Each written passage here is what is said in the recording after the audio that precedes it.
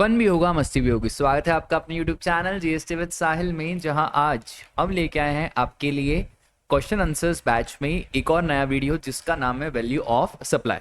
Channel पे पहली बार आए हो तो फटाफट से सब्सक्राइब का बटन दबा दें ताकि आपको जीएसटी रिलेटेड सब्जेक्ट में, चाहे आप सीए फाइनल में हो या सीए इंटर में हो या सीए में सीएस में हो, जो जीएसटी रिलेटेड सब्जेक्ट है उसमें हम आपकी थोड़ी बहुत मदद कर पाए और आपके जो मार्क्स में उसमें थोड़ा सा इजाफा हो जाए। चलो यार वीडियो को शुरू करते हैं। सर, वैल्यू ऑफ सप्लाई बहुत सिंपल चैप्टर है, अमेंडमेंट में से क्वेश्चन आने की उम्मीद रहती है।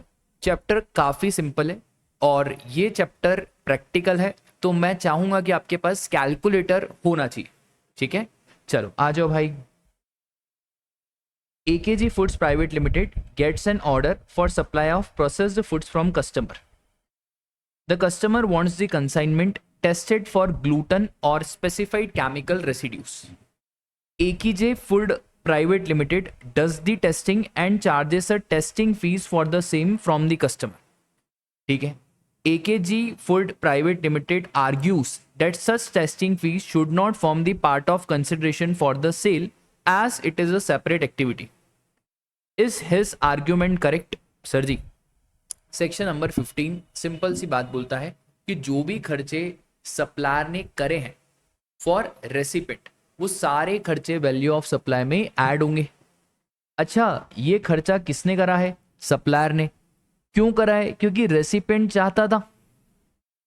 तो any expenses incurred by supplier on behalf of recipient should be added to transaction value, that is price actually paid और पेबल। तो देखो भाई 15(2) बोलता है ट्रांजैक्शन वैल्यू में बहुत सारी चीजें आपको ऐड करनी है, और इसमें एक और चीज है, any amount charge for anything done by supplier on और before delivery of goods shall be included in taxable value. तो भैया यहाँ पे टेस्टिंग करी है तो charges will be included in taxable value. तो AKG का आर्ग्यूमेंट करेक्ट नहीं है। तो जो टेस्टिंग फीस है वो प्राइस में ऐड होनी चाहिए। फिर how would be the supply made by a component manufacturer be valued when he uses moulds and dies owned by original equipment manufacturer sent free of cost to him? Explain. अब यहाँ पे ध्यान से समझना, जो moulds and dies original equipment manufacturer component manufacturer को free of cost देता है, उसको कॉस्ट में ऐड करने की बिल्कुल भी जरूरत नहीं है।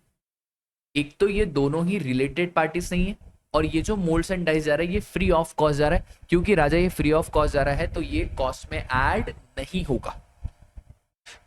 तो सर, ये एक सर्कुलर था, इसमें यही लिखा हुआ है कि भाई मोल्ड्स और डाइस इसको ऐड नहीं करना है, बट इन केस OEM और कॉन्ट्रैक्ट कंपोनेंट मैन्युफैक्चरर के बीच में ऐसा कॉन्ट्रैक्ट था, और उस कॉन्ट्रैक्ट में ऐसा था कि जो मोल्ड्स एंड डाइस है वो कंपोनेंट मैन्युफैक्चरर की रिस्पॉन्सिबिलिटी है, बट फिर भी OEM ने प्रोवाइड करा है, तो वहां पे अमोर्टाइज कॉस्ट आपको ऐड करना पड़ेगा। ठीक है, बस इतनी सी बात है। Income tax collected at source TCS, क्या TCS वैल्यू ऑफ सप्लाई में ऐड होगा? तो TCS वैल्यू ऑफ सप्लाई में कभी भी ऐड नहीं होता। आगे आ जाओ। Samriddhi advertisers conceptualize and design the advertisement campaigning for a new product launch by new moon private limited for a consideration of ₹5 lakh. Samriddhi owed ₹20,000 to one of its vendors in relation to advertising services provided by it to New Moon Private Limited. Such liability of Samriddhi advertisers was discharged by New Moon Private Limited. ठीक है, New Moon Private Limited delayed the payment of consideration and paid 15,000 as interest. Assume the rate of GST to be 18%. Determine the value of taxable supply. बहुत simple, कोई भी खर्चा जो liability supplier की थी but for the timing इनकर करा है रेसिपेंट ने, तो उसको भी आपको वैल्यू ऑफ सप्लाई में ऐड करना पड़ेगा। और जहां तक इंटरेस्ट की बात है, तो जो इंटरेस्ट है ना वो वैल्यू ऑफ सप्लाई में ऐड तो होता है, बट इंटरेस्ट को हम कम जीएसटी मानते हैं। कम जीएसटी मानते हैं का मतलब ये होता है कि हम ये मानते हैं कि इंटरेस्ट के अंदर ऑलरेडी जीएसटी शामिल है। तो एक तो 5 लाख ऐड हो जाएगा, फिर उसके बाद ये 20,000 भी ऐड हो जाएगा, और ये जो 15,000 है इसको कम जीएसटी मानेंगे। अब जीएसटी का रेट कितना है? 18%। तो आपको क्या करना पड़ेगा? 15,000 मल्टीप्लाई बाय 100 डिवाइडेड बाय 118। उससे हमारा वैल्यू क्या आ गया 12712 और फिर फाइनली आ गया value of taxable supply 532712। Done, बस इतनी सी बात। आगे आ जाओ। Mazda Banners and Advertisement Firm gives an interest-free credit period of 30 days for payment by the customer. Customer ने 32 डेज के बाद पे करा, क्रेडिट पीरियड 30 डेज का दिया, पेमेंट कस्टमर 32 डेज के बाद कर रहा है, मतलब इंटरेस्ट लगेगा। But Mazda Banners waived the interest payable for delay of 2 days। तो भाई यहाँ पे इन्होंने इंटरेस्ट को वेव ऑफ कर दिया। अब डिपार्टमेंट बोल रहा है कि भाई इसको आप ऐड करो। क्या ऐड होगा राजा? जब इंटरेस्ट चार्ज ही नहीं करा, तो कोई पैसा अगर आपने रेसिपिएंट से चार्ज ही नहीं करा तो वो वैल्यू ऑफ सप्लाई में ऐड नहीं होगा। तो यहाँ पे सर, यहाँ पे जो इंटरेस्ट है ना, इंटरेस्ट ये वेव हो चुका है, इसलिए यहाँ पे ऐड नहीं होगा। Simple. Examine whether the following discounts ought to be excluded to determine the value of supply। ठीक है, ये पूछ रहा है कि ये सारे डिस्काउंट्स माइनस होंगे क्या। सबसे पहले company offering 20% discount for purchase about 10,000। Sir ये जो नॉर्मल डिस्काउंट है, अब इस नॉर्मल डिस्काउंट में 10,000 के ऊपर आपने खरीदारी करी तो 20% डिस्काउंट है। ये डिस्काउंट नोन है eight the time of supply, ये माइनस हो जाएगा, कोई दिक्कत की बात ही नहीं है। तो ये डिस्काउंट इनवॉइस में है, तो such the same are excluded to determine the value of supply. आगे आ जाओ। Company offering additional discount of 1% on purchase of 10,000 pieces in a year. अब ऐसे डिस्काउंट को हम बोलते हैं वॉल्यूम डिस्काउंट। अब ये जो 1% का डिस्काउंट है ये आपको तभी मिलेगा जब आपने 10,000 pieces in a year purchase करें। सर सपना तो आएगा नहीं सप्लायर को कि रेसिपिएंट कितने पीसेस खरीदेगा। तो इस केस में ये जो डिस्काउंट ऑफर करा है ये लेस तभी होता है अगर दो कंडीशन फुलफिल हो जाए। कौन सी दो कंडीशन फुलफिल हो जाए? एक तो सप्लायर और रेसिपिएंट दोनों के बीच में एग्रीमेंट होना चाहिए, और दूसरा रेसिपिएंट आईटीसी रिवर्स करने के लिए मान जाए। अगर ये दोनों कंडीशन फुलफिल होती है तो हम डिस्काउंट को माइनस करते हैं, एल्स हम ये वाले डिस्काउंट को माइनस नहीं करते। बस। फिर after selling a product, the company revalues the product at a lower value and issues credit note to the buyer for the differential amount। भाई ये प्रोडक्ट बेच चुके हैं और कंपनी क्या कर रही है? प्रोडक्ट को रीवैल्यू कर रही है। तो भैया जब प्रोडक्ट बेच चुके हो उसके बाद रीवैल्यू कर रहे हो, ये सेकेंडरी डिस्काउंट है, इसका कुछ भी नहीं होगा, मतलब ये कभी माइनस नहीं होगा। जो सेकेंडरी डिस्काउंट है ये eight the time of supply पता ही नहीं है, तो ये वाले डिस्काउंट को आपको माइनस नहीं करना। ठीक है, खत्म कर।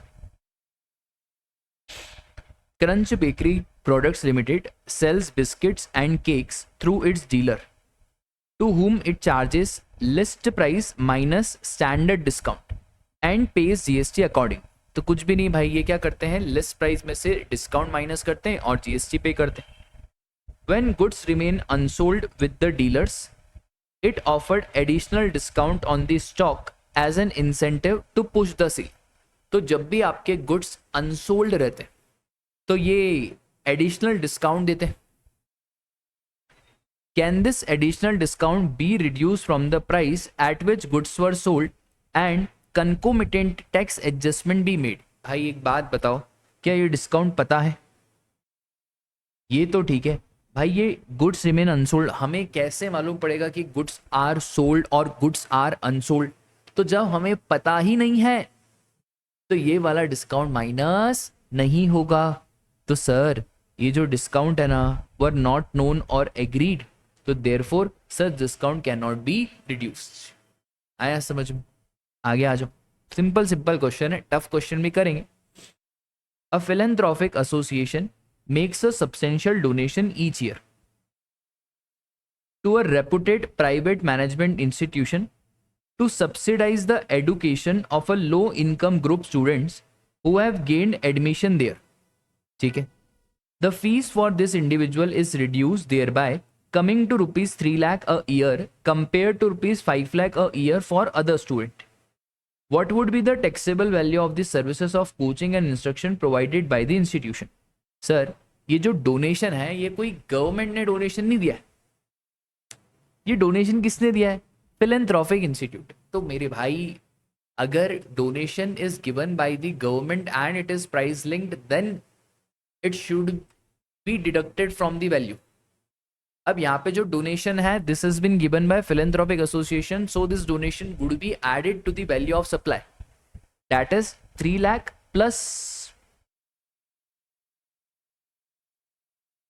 2 lakh, the answer comes around 5 lakh. तो section 15(2)(e) value of supply include subsidy directly link to price, ये सब समझाने का। तो यहाँ पे जो सब्सिडी है वो एड बैक हो जाएगी और हमारा जो फाइनल आंसर आ जाएगा वो आ जाएगा 5 lakh rupees a year. Done. चलो आगे आओ भाई। BW Limited manufactures tobacco products. It has provided the following particulars relating to the goods sold by it to CF Limited. Price of the goods 60,000. Excise duty, packing charges, freight, total amount billed, discount. भाई बहुत simple question है। अच्छा एक चीज हमेशा याद रखना, जो डिस्काउंट है ना वो किस पे दिया जाएगा? डिस्काउंट दिया जाएगा प्राइस के ऊपर, मतलब ये पैकिंग चार्जेस और ये फलाने खर्चों के ऊपर डिस्काउंट नहीं रहता है। तो राजा टोटल मेरा आ रहा है 60,000, 66, 68 और 1600, तो ये 69,600 इसमें से डिस्काउंट माइनस हो जाएगा। तो डिस्काउंट आपको 60,000 पे देना है, तो 60,000 का कितना परसेंट? 2%, तो 2% हो गया मेरा 1200। तो 69,600 में से कितना माइनस कर दो? 1200 माइनस कर दो, तो आ जाएगा आपका 68,400। बस यही हो गई हमारी वैल्यू ऑफ टैक्सेबल सप्लाई। ठीक है, अब चलो यार आगे बढ़ते हैं भाई। Dushyant rent outs a commercial building owned by him to Bharat for the month of December, for which he charges a rent of 19,50,000. ठीक है sir. Dushyant pays the maintenance charge of rupees 1 lakh for the December month as charged by local society. These charges have been reimbursed to him by Bharat. Also, Dushyant has paid municipal tax of rupees 2,85,000 which he has not charged from Bharat. ठीक है। You are required to determine the value of supply and the GST liability. भाई एक बात बताओ, एक तो rent है, rent के लिए हम कितना चार्ज कर रहे हैं? 19,50,000। एक मेंटेनेंस चार्जेस है, उसके लिए हम चार्ज कर रहे हैं कितना? 1 लाख। इन दोनों को प्लस करेंगे 20,50,000। अब ये है म्यूनिसिपल टैक्स। भाई म्यूनिसिपल टैक्स इसने भारत से चार्ज ही नहीं करा। अब मुझे आप एक बात बताओ कि कोई पैसा जो चार्ज ही नहीं करा, तो लॉजिकली जब आपने चार्ज ही नहीं करा तो वैल्यू ऑफ सप्लाई में कैसे ऐड होगा? तो इसलिए ये जो है ना आपका 2,85,000 ये वैल्यू ऑफ सप्लाई में ऐड नहीं होगा। तो टोटल कितना आ गया? 20,50,000। अब 9% CGST और 9% SGST करेंगे, हो गया क्वेश्चन खत्म। सिंपल है, कुछ भी नहीं है भाई। चलो आगे आ जाओ। फिर list price 76,000, special packaging 5,000 add कर दो, duty by local authority add कर दो 81, 85,000, CGST SGST। सर ये कभी भी वैल्यू ऑफ सप्लाई में ऐड नहीं होता। CGST SGST IGST UTGST compensation cess value of supply का पार्ट नहीं बनता है। तो 76, 80, 85। फिर subsidy receive from NGO, prices after considering the subsidy. अब राजा मेरे ये सब्सिडी NGO से मिली है तो ऐड हो जाएगी। तो 76, 80, 85 और 5 9,000, तो 90,000। उसके बाद 3% डिस्काउंट। तो ये जो 3% डिस्काउंट है ये किस पे दिया जाएगा? ये डिस्काउंट दिया जाएगा 76,000 पे। तो 90,000 में से माइनस कर दोगे आप कितना? 3% ऑफ 76,000, तो वो कितना आ रहा है? 2280 प्लस 90,000, दैट कम्स अराउंड 87720। और बस वही हमारा आंसर। Simple question. सा limited is a manufacturer of biscuits. The price of a 200-gram pack of a biscuit sold by Sa Limited is rupees 30. It has received a subsidy of ₹5 per pack of biscuit sold from NM Limited as a part of NM Limited CSR activity. तो भैया एक biscuit का packet है 30 रुपए का और 5 रुपए की सब्सिडी मिल रही है, एनजीओ से तो नहीं मिल रही है, प्राइवेट कंपनी से मिल रही है, तो सर ऐड होता है वो तो वैल्यू ऑफ सप्लाई में। इन्होंने सप्लाई कर दिया 1000 pack of biscuit at the rate 25 per pack to one of its wholesaler namely MA private limited during a tax period. ठीक है, तो 1000 बिस्किट 25 रुपए में बेचे, कोई दिक्कत की बात नहीं है। ये 25,000 और 5 रुपए की सब्सिडी उसको ऐड बैक करना पड़ेगा, तो टोटल हो गया 30,000। फिर लोडिंग चार्जेस लिए 1200, इसको भी ऐड बैक करूं तो ये हो गया हमारा 30,000 और 1200 31,200। फिर MA delayed the payment of consideration and thus paid 5,000 as interest. No separate amount of GST is payable on the interest. इसका मतलब ये 5,000 के अंदर GST शामिल है, तो आपको क्या करना पड़ेगा, इस 5,000 को करना पड़ेगा मल्टीप्लाई बाय 100 डिवाइडेड बाय 118। बस हो गया क्वेश्चन खत्म। और क्या, ये आ गया आपका value of taxable supply. Done class, बस इतनी सी बात है और कुछ भी नहीं है। चलो अब आ जाओ भाई, ये वाला क्वेश्चन वेरी वेरी इंपॉर्टेंट, इसको आप लास्ट से रिवीजन मार्क कर सकते हो, काफी अच्छा question. Binaka electronics limited, here and after refer to as BEL, is engage in manufacturing television. तो ये टेलीविजन बनाते। It is registered in the state of Haryana. It has appointed distributors across the country who sells the television manufactured by it. The maximum retail price printed on the package of television is ₹12,000. मतलब MRP है 12,000. Applicable rate of GST is 18%. BEL dispatches the stock of television to its distributor, order by them on quarterly basis. In order to promote its sales, the sales heads of BEL has formulated a sales promotion scheme. ठीक है, under this scheme BEL offers a discount of 10% per television on the television supplied to distributor if distributor sell 500 television in a quarter. अब ध्यान से समझना है क्या बोल रहे हैं। ये बोल रहे हैं भैया 12,000 रुपए MRP है, 12,000 में बेचा नहीं, MRP इतनी है, GST 18% है, 10% का डिस्काउंट है, और ये डिस्काउंट तभी मिलेगा अगर डिस्ट्रीब्यूटर ने 500 टेलीविजन बेच दी। सर ये डिस्काउंट तो eight the time of supply पता ही नहीं है, हाँ आफ्टर द सप्लाई मालूम पड़ेगा। तो इस डिस्काउंट को माइनस करेंगे अगर दो कंडीशन फुलफिल हो जाए। कौन सी दो कंडीशन, एक तो सप्लायर और रेसिपेंट दोनों के बीच में एग्रीमेंट होना चाहिए, और जो रेसिपेंट है वो हमारा IT से रिवर्स कर दे, तो जाके हम ये वाले डिस्काउंट को क्या करेंगे, माइनस करेंगे। The discount is offered on the price at which televisions are sold to distributor. It appoints Shah Electronic as its distributors on 15th April and dispatch. अब यहाँ पे ना कंफ्यूज मत होना, यहाँ पे 750 टेलीविजन डिस्पैच करा है, बेचा नहीं है, और डिस्काउंट बेचने पे दिया जा रहा है। ठीक है, on 8th April as the stock for the quarter April to June. फिर BEL has sold the television to the distributor at ₹8,400 per television exclusive of applicable taxes. अब एक बात बताओ, हमने बेचा कितने में, 8,400। हमारे लिए तो यही प्राइस इंपॉर्टेंट है, प्राइस पेड और पेबल, उसी को ट्रांजैक्शन वैल्यू बोलते हैं। Shah electronics has requested BEL for special packing of television delivered to it for which BEL has charge 1,200 per television. इन्होंने बोला भाई हमको स्पेशल पैकिंग शेकिंग करनी है तो उसके लिए 1200 और चार्ज करें, तो भाई 8,400 plus 1200 total comes around 9,600। Shah places a purchase order of 1,000 television for quarter July to September. मतलब अगर मैं बिल बनाऊंगा तो 96 लाख का अभी मेरे दिमाग में बिल बन रहा है, क्योंकि 1000 का ऑर्डर अभी डिस्काउंट बेचने पे दिया जाएगा। अब ये वाली लाइन देखो क्या बोल रही, the distributor reports the sale of 700 television for April to June and 850 for July to September. मतलब डिस्ट्रीब्यूटर ने अपना टारगेट पूरा करा, 500 टेलीविजन का टारगेट था, अब जब टारगेट पूरा करा है तो फिर डिस्काउंट भी देना पड़ेगा। ठीक है sir. Discount policies explained, Shah electronic को भी डिस्काउंट, उसने कुछ पाप थोड़ी करा है।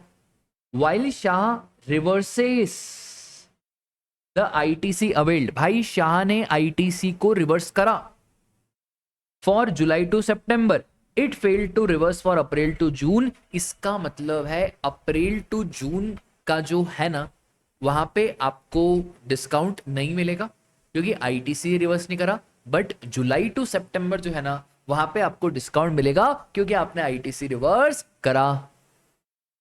आ रही आपको बात समझ? तो sir examine the scenario, compute the taxable value. अब समझो यार, बहुत ही सिंपल है। तो टोटल कितना क्या भाव हो गया? ये तो भाव था ही नहीं ना। 8400 प्लस 1200 9600 और 1000 टेलीविजन का ऑर्डर था मेरे हिसाब से। तो जुलाई टू सितंबर कितना था? 1000 टेलीविजन, ठीक है। और अप्रैल टू जून था 750 टेलीविजन। तो पहले अपन अप्रैल टू जून का कर लेते ना, तो 9600 मल्टीप्लाई बाय 750, ये आया 72 लाख। और इन्होंने क्या बोला है, कब का रिवर्स करा? रिवर्स करा for July to September, April to June का रिवर्स नहीं करा, ठीक है। तो रिवर्स नहीं करा तो यही 72 लाख का बिल बन जाएगा, खत्म कहानी। बट हाँ, जुलाई टू सितंबर की कहानी कुछ और है। सर जुलाई टू सितंबर की कहानी क्या है? वो और भी सिंपल है, करना यही है 9600। बट अब यहाँ पे क्या है ना, यहाँ पे आपको डिस्काउंट देना पड़ेगा। 8400 पे कितना परसेंट डिस्काउंट दोगे आप?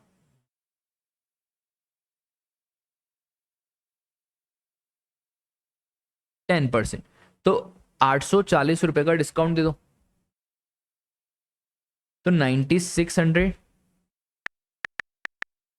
माइनस 840, 8760। और शायद 1000 क्वांटिटी है, 8760 इंटू 1000, 87,60,000। बस हो गई कहानी खत्म, सिंपल क्वेश्चन। अब ये एज इट इज सेम है, थोड़ा सा इसमें फर्क है, तो ये होमवर्क ये आप खुद करना।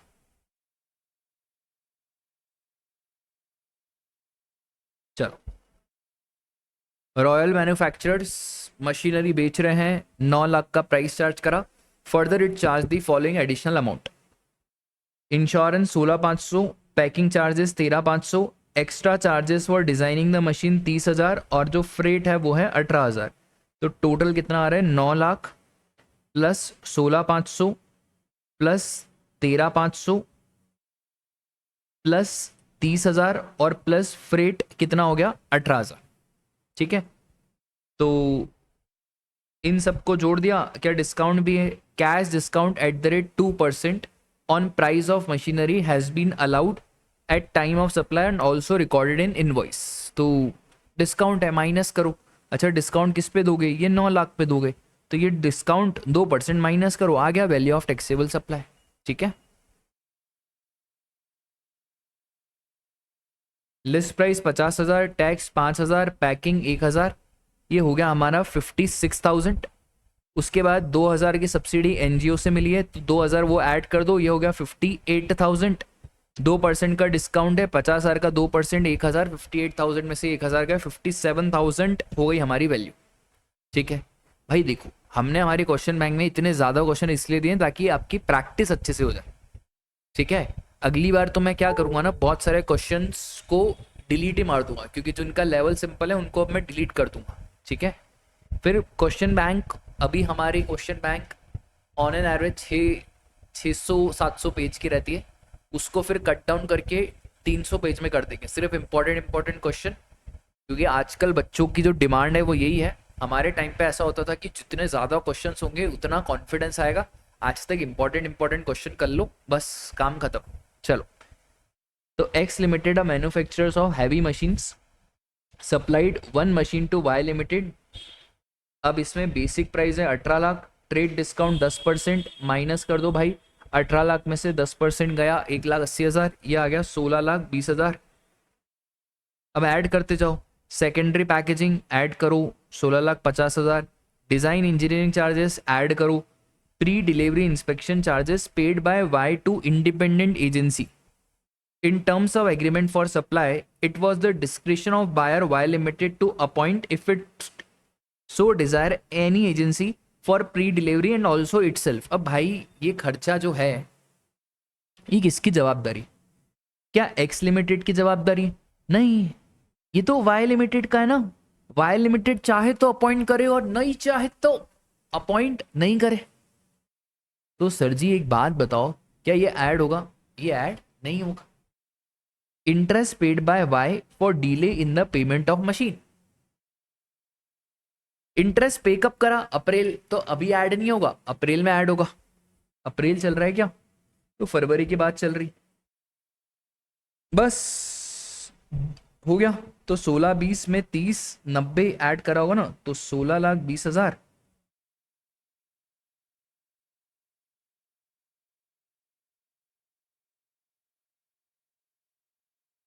अब यार इंटरेस्ट को इन्होंने अभी ही ऐड कर दिया, ये तो ठीक है. अच्छा, ऐड करके माइनस करा. ये टाइम पास कर रहे हैं भाई, आप ऐसे मत करो यार. ICI अब क्या बोलूँ मैं इनको. पहले ऐड करते हैं, फिर बोलते हैं कि नहीं भाई ये डेट ऑफ रिसिट. तो ऐड ही क्यों करा? नोट डाल देते. ठीक है, आप ऐड ही मत करना, नीचे नोट डाल देना, वरना आप ऐड करके लेस कर देना. दोनों प्रेजेंटेशन ऑलमोस्ट सेम है. ठीक है, taxable value 17,40,000, tax liability CGST 9%, SGST 9%, बस खत्म. और ये फूड आइटम्स का जो IGST है इसका ITC ब्लॉक्ड है, तो इसका ITC नहीं मिलेगा. खत्म कहानी, आ गया आंसर. ये भी कोई क्वेश्चन था? सिंपल इजी पीजी है ना. चलो.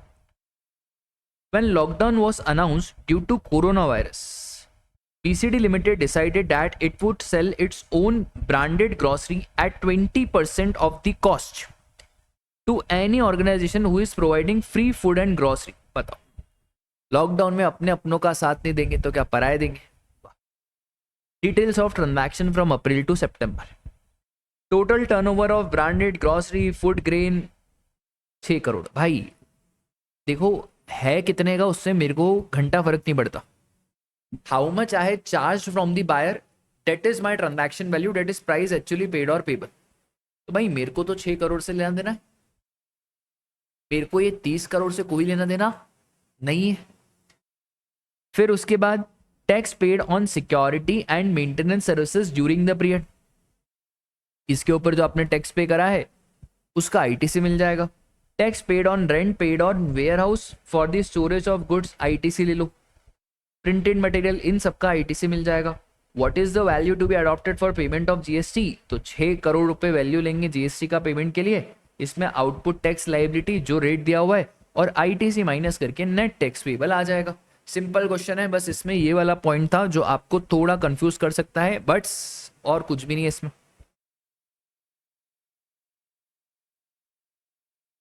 Messrs. Jonty India Limited, a manufacturer of heavy machine, registered in Jaipur, supplied one machine to Messrs. Dhanuka on 5th February under an invoice of same date. Using the information given below, compute the value of machine and the GST payable. ठीक है. Basic price of machine 28,50,000. Trade discount 3% of basic price. तो जो 28,50,000 है उसका trade discount कितना है राजा? उसका trade discount है हमारा 85,500, ये माइनस हो जाएगा. सेकेंडरी पैकिंग ऐड करो, डिजाइन इंजीनियरिंग चार्जेस ऐड करो, म्यूनिसिपल अथॉरिटी ने जो टैक्स लिया ऐड करो, subsidy received by the supplier from the state government to encourage the manufacture of machine. भाई ये ऐड नहीं होगी क्योंकि स्टेट गवर्नमेंट ने दिया है, NGO देता तो बात अलग थी. Pre delivery inspection charges paid to an independent agency, amount was paid, भाई ऐड करो. इंटरेस्ट पेड ऐड करो, बट इस इंटरेस्ट को इंक्लूसिव ऑफ GST मानेंगे. Inward supply food item for consumption भूल जाओ. CGST and SGST on electrical transformer, इसका आप दे दो ITC. Jonty has no ITC balance at the beginning of February All the condition for availing ITC have been fulfilled. There are no other transaction. Jonty and Dhanuka are not related person. ठीक है. Base price उसमें सब add कर दो. ये पहले trade discount minus. चलो अपन एक काम करते हैं ना, कैलकुलेटर पे करते ही है. ठीक है, आप भी मैं भी. 28,50,000 माइनस, ऐसे आधे क्वेश्चन तो आप कैलकुलेटर पे निपटा दिया करो यार.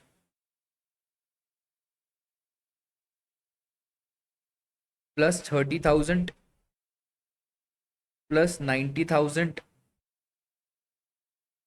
प्लस 25,000. सब्सिडी का कुछ नहीं करना है.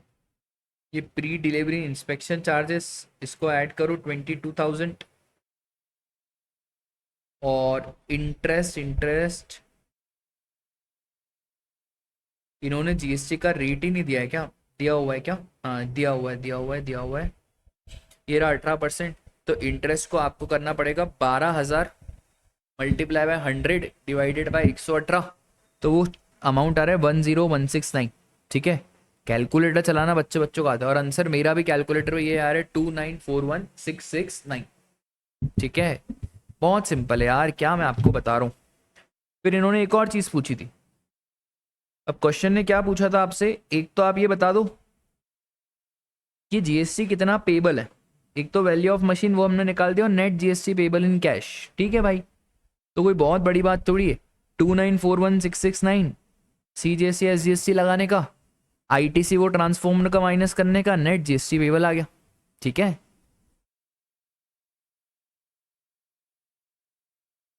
Rajesh and Company, a partnership firm, provides financial management consultancy to a group of companies for a retainership fees of 15 lakh. Further, the firm is provided with a car along with a driver for its exclusive use throughout the year. The fuel cost is also borne by the group. Rajesh and Company pays the GST on the amount of rupees 15 lakh. Is the value for the services provided by Rajesh and Company correct? If not, please elaborate. Sir एक बात बताओ, जो Rajesh and company partnership firm है वो consultancy देते, इनको 15 लाख तो मिलते ही मिलते, साथ में इनको एक कार देते हैं अलॉन्ग विद ड्राइवर. अब इसका वैल्यूएशन सेक्शन 15 के हिसाब से नहीं होगा, क्योंकि सेक्शन 15 तभी चलता है where price is the sole consideration. अब यहाँ पे प्राइस के साथ साथ आपको कार भी मिल रही, और वो भी अलॉन्ग विथ ड्राइवर. तो सर इसका जो वैल्यूएशन है ना, वो हम रूल 27 के हिसाब से करेंगे. और रूल 27 सिंपल सी बात बोलता है आप ओपन मार्केट वैल्यू ले लो. इन केस अगर ओपन मार्केट वैल्यू अवेलेबल नहीं है तो 15 लाख प्लस ये जो कार है और ड्राइवर है, इसका क्या वैल्यू है, इन दोनों को प्लस करके इसका वैल्यू ले लो. तो देखो भाई यही बोल रहा है क्या?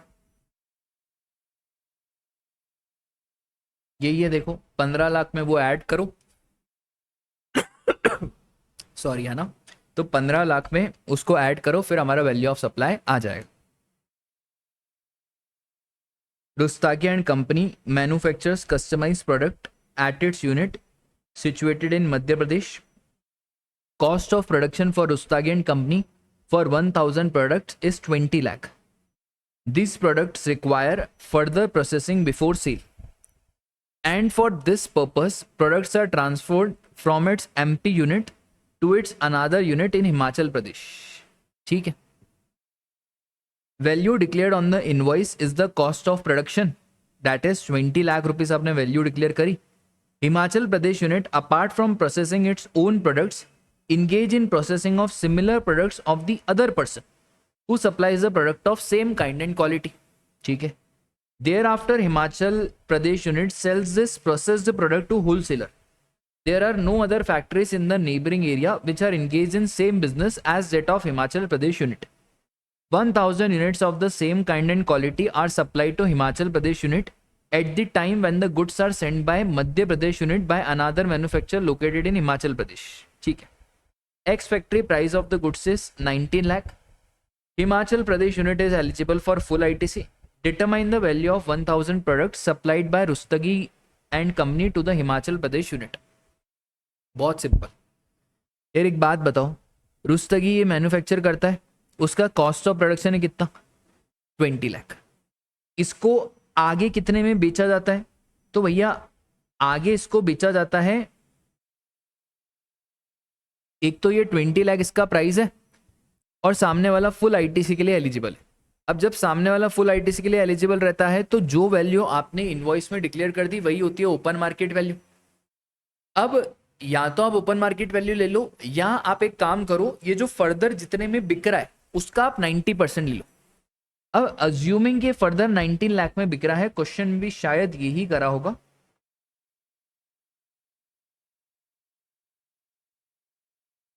हाँ, अब देखो फर्दर कितने में बिक रहा है, बट एज सच बिकना चाहिए, मतलब विदाउट एनी प्रोसेसिंग। तो बट यहां पे ऐसा नहीं हुआ भाई, यहां पे पता है क्या हुआ, देखो Himachal Pradesh apart from processing its own unit is engage in processing of similar products. इसका मतलब आपको ये ध्यान रखना है कि यहाँ पे एज सच नहीं बिक रहा है, प्रोसेसिंग करने के बाद बिक रहा है, तो वो 90% वाला ऑप्शन वेस्ट हो गया। तो अब एक ही ऑप्शन है भाई, ये वाला। तो अब आपको क्या करना है, कुछ नहीं करना है, ये हो जाएगी आपकी वैल्यू ऑफ सप्लाई, खत्म कहानी। तो देखो भाई ध्यान से, एज पर सेक्शन 25 सबसेक्शन 4, पहले तो रजिस्ट्रेशन बताया, फिर बताया कि डिस्टिंक्ट पर्सन है, फिर रूल 28 के हिसाब से वैल्यूएशन कैसे होगा, एक तो open market value of such supply, open market value available नहीं है तो लाइक काइंड एंड क्वालिटी, या तो कॉस्ट का 110% करो या such other basis as may be prescribed. Rule 28 यही बोलता है 90% of the price for supply of like kind and quality by recipient to his customer. But यहाँ पे 90% वाला option is not available as goods are not further supplied as such. तो यहाँ पे एक और चीज है, since Himachal Pradesh unit is eligible for full ITC, तो जो भी वैल्यू एमपी यूनिट ने डिक्लेयर करी 20 लाख, बस वही वैल्यू हो जाएगी आपकी ओपन मार्केट वैल्यू और वही हो जाएगा value of supply. Done. Dev enterprises is a supplier of water coolers. Dev supplied water coolers to a unrelated party Vimal for a consideration of 2,95,000 inclusive of GST 18%। अब अगर आप 2,95,000 को 118 से डिवाइड कर दोगे 118% से, तो 2.5 लाख रुपए आ रहा है। डेट इज अगर मैं इसमें से जीएसटी हटा दूं, ठीक है। Vimal traders also gave some material to Dev enterprises valuing 10,000 exclusive of GST as a consideration for such supply. 10,000 का और मटेरियल दिया, मतलब अगर हम रूल के हिसाब से वैल्यूएशन करें तो 2.5 lakh plus 10,000, total comes around 2,60,000। At the same time, Dev Enterprises has supplied the same goods to another unrelated person at a price of 297,360 inclusive of GST 18%। तो एक काम करो, इधर भी हटा दो 297,360 डिवाइडेड बाय 118%, तो 2,52,000। Determine the value of goods by Dev to Vimal traders. Sir जब ओपन मार्केट वैल्यू अवेलेबल है तो ओपन मार्केट वैल्यू ले लो, रूल 27 यही तो बोलता है, और ओपन मार्केट वैल्यू है 2,52,000, तो यहाँ पे जो वैल्यू आएगा वो आएगा 2,52,000। सिंपल। दूसरा क्या बोल रहे हैं, what would your answer be if the price of ₹2,97,360 is not available at the time of supply of goods to Vimal traders, explain briefly. ध्यान देने वाली बात, ये ऐसा बोल रहे हैं कि भाई आपका प्राइस क्या रहेगा, क्या आंसर रहेगा अगर ये वाला प्राइस अवेलेबल नहीं है। सर अगर ओपन मार्केट वैल्यू अवेलेबल नहीं है तो फिर जो सेकंड बेस्ट चॉइस है कि सामने से आ क्या रहे, तो सामने से एक तो 2.5 लाख रुपए आ ही रहे प्लस 10,000 वो, तो फिर वैल्यू हो जाएगी 2,60,000। आया समझ में? चलो आगे आ जाओ। X private limited a money changer has change $10,000 @74। अब ये किसके हिसाब से वैल्यू करना चाह रहा है, रूल 32 सब रूल 2 क्लॉज बी। अब ये वेरी वेरी इंपॉर्टेंट क्लॉज आपको ध्यान रखना है। तो राजा $10,000, एक का भाव क्या है 74, तो 10,000 इंटू 74, ये कितना आ गया 7,40,000। कौन से स्लैब में फंसेगा सर? ये आएगा हमारे सेकंड वाले स्लैब में। अच्छा, सेकंड वाला स्लैब क्या बोलता है? सेकंड वाला स्लैब बोलता है आप एक काम करो 1,000 प्लस 0.5% ऑफ एक्सेस, तो 1,000। अब एक्सेस 1 लाख माइनस करने के बाद तो 740 में से 1 लाख गए, 6,40,000, 6,40,000 में से आप माइनस डायरेक्ट करो 0.5%, वो आएगा 3,200 रुपये, और 1,000 तो 4,200। ठीक है, वो स्लैब आपको याद होना चाहिए, स्लैब याद है तो क्वेश्चन ईजी है। पर्दा है पर्दा, पर्दा नहीं नालायक, वो Prada. Prada forex private limited registered in Delhi is a money changer. It has undertaken the following purchase and sale of foreign currency. 1,000 US dollar are purchased from Nandi Enterprises at the rate of 74 per dollar. RBI reference rate is 74.60. Simple. 74.60 minus 74 multiply by $1,000 हो गया हमारा value. तो ये आएगा कितना? 74.6 में से 74 minus कर दो,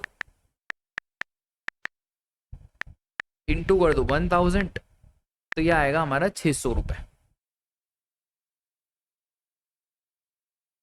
ठीक है, फिर 2,000 US dollar are sold to men. अच्छा चलो, आपको मैं पूछता हूँ, कमेंट सेक्शन में बताना, यहाँ पे एक मिनिमम वैल्यू होती है, बताओ वो क्या है?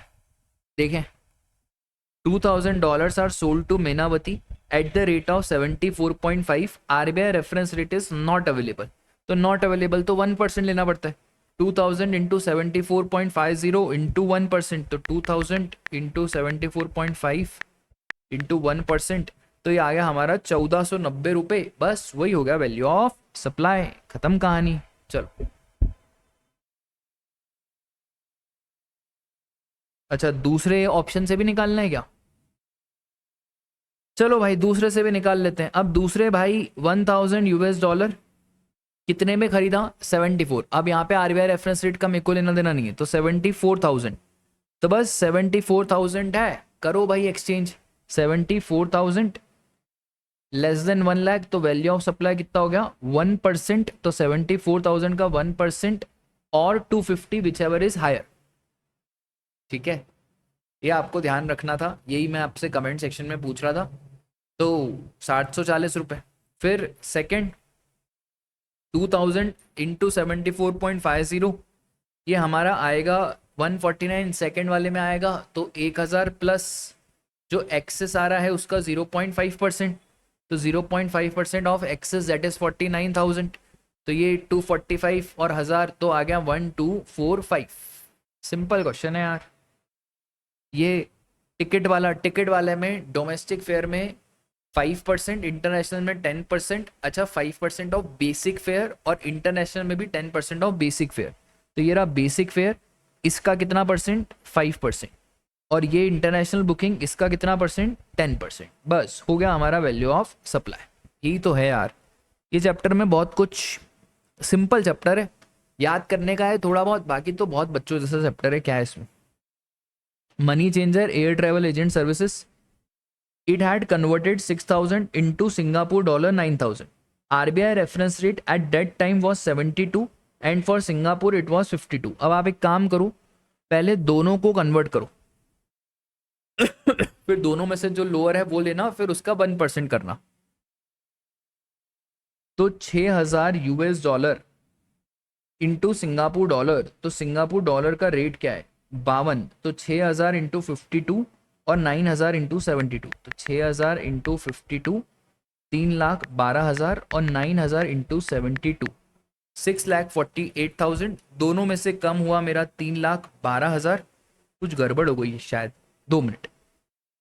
6,000 dollar into Singapore dollar 9,000, RBI reference rate at that time was 72 पर US dollar. Okay okay okay, 6,000 into 72 ही करना था, जो जोश में आ गए अपन। 6,000 इंटू 72, 4,32,000, और 9,000 इंटू 52, 4,68,000। दोनों में से जो लोअर है वो लेना है। लोअर है 4,32,000, इसका 1%, दैट इज 4,3। ठीक है, चलो आगे आ जाओ। It had booked domestic ticket value of rupees 7 lakh and international ticket value of rupees 15 lakh. Domestic ticket 7 lakh है, इंटरनेशनल 15 लाख है।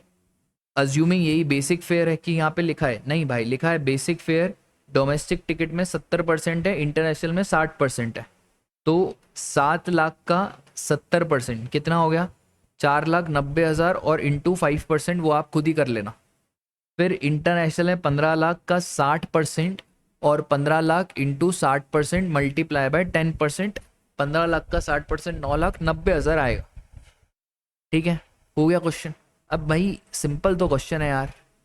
चलो फिर life insurance. Sirayu life insurance company limited has collected a premium from policy subscriber. It does not intimate the amount allocated for investment to the subscriber at the time of collection of premium. Company has provided the following details. ठीक है, premium for risk cover 25 lakh, premium for new policy subscriber 40 lakh, renewal premium 80 lakh और single premium annuity policy 1 crore. अब बहुत simple है, life insurance policy में ऐसे ही होता है भाई, रिस्क कवर और इन्वेस्टमेंट दोनों होता है। तो जो सिर्फ रिस्क कवर है उसके ऊपर जीएसटी लगाना है, इन्वेस्टमेंट छोड़ दो। तो एक बात बताओ, रिस्क कवर का कितना है? 25 लाख, पूरे के ऊपर जीएसटी लगेगा। न्यू पॉलिसी सब्सक्राइबर रहता है तो वहां पे 25%, रिन्यूअल रहता है तो 12.5%। तो 40 लाख का 25% 10 लाख, 80 लाख का 12.5% भी शायद 10 लाख ही आता है। फिर सिंगल प्रीमियम एन्युटी पॉलिसी में यू हैव टू टेक 10%। तो 1 करोड़ का कितना परसेंट? 10%। हो गया, बस इतनी सी बात है। ठीक है,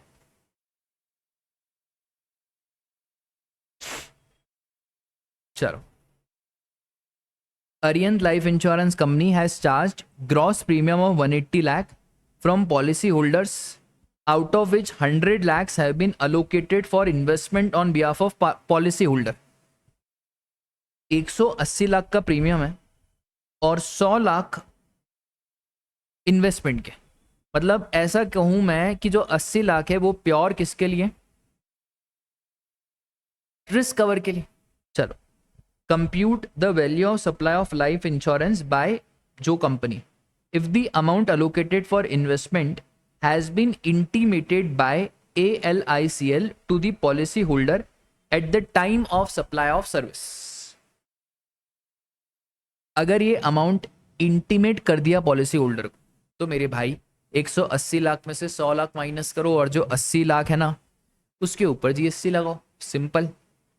फिर if the amount has not been intimated, अगर इंटीमेट नहीं करा तो इंटीमेट अगर नहीं करा तो उस केस में एज्यूमिंग फर्स्ट ईयर है तो 180 लाख का 25%।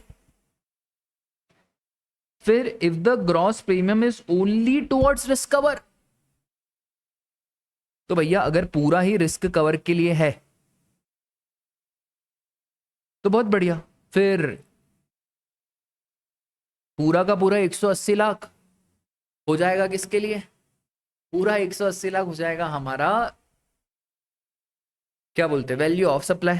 ठीक है, चलो यही है भाई। देखो यार क्या है इसमें, कुछ है थोड़ी। ये देखो 80 लाख, 180 लाख और 45 lakh, simple easy PG question है यार। Easy Coupon sells the coupon that are redeemable against luxury food products. Each coupon is sold for a value of 900 but is redeemable.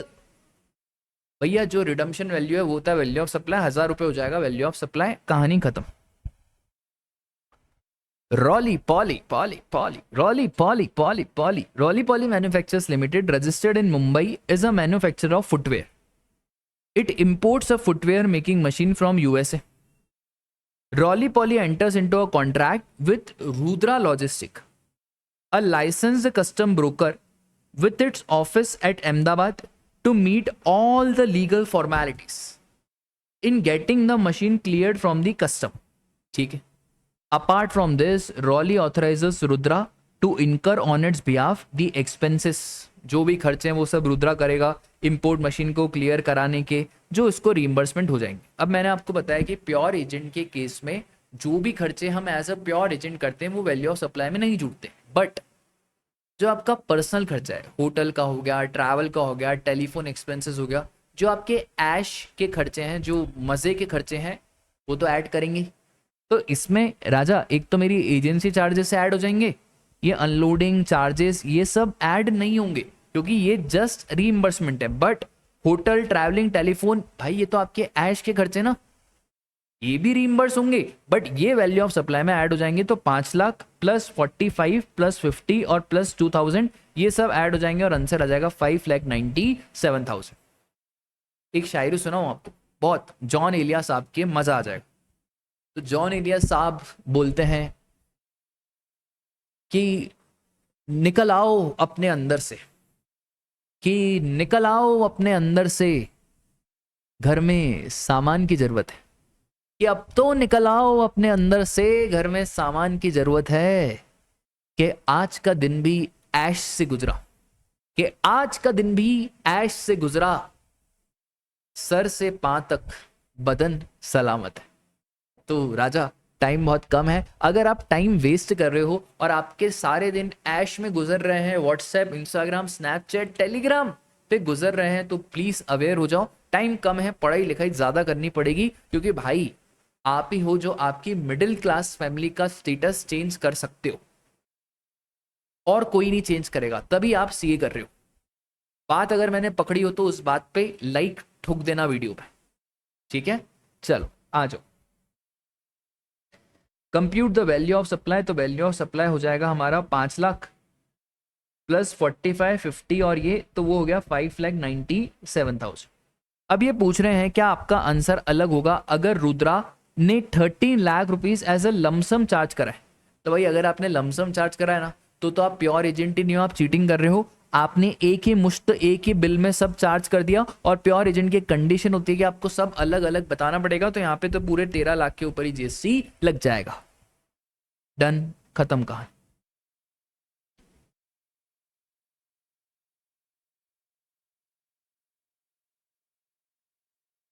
चलो. A pharmaceutical company supplied a drug intermediate to its own unit in the another state for conversion into formulation. The product is exclusive to this company and there is no market sale in India of this drug intermediate.